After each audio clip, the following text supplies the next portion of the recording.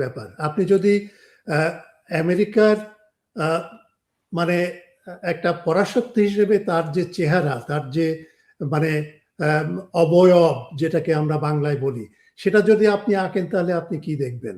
তাহলে দেখবেন যে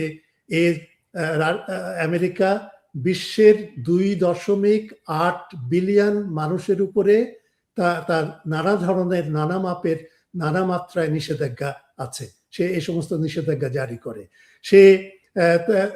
সে হাইজ্যাক করে নেতাদেরকে, এবং আমার মনে হয় যে কিউবাতেও একটা এরকম একটা ভেনেজুয়েলার মতোই করবে।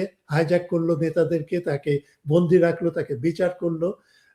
তারপরে অন্য জায়গায় যে আলোচনার মধ্যে আক্রমণ চালানো, এই রকমের একটা গ্যাংস্টার বা একটা মানে দুর্বৃত্তায়ন করেছে সমস্ত বিশ্ব রাজনীতিকে।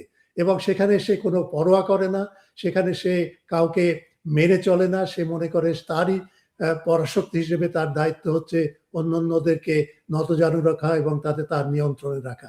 আপনি লক্ষ্য করে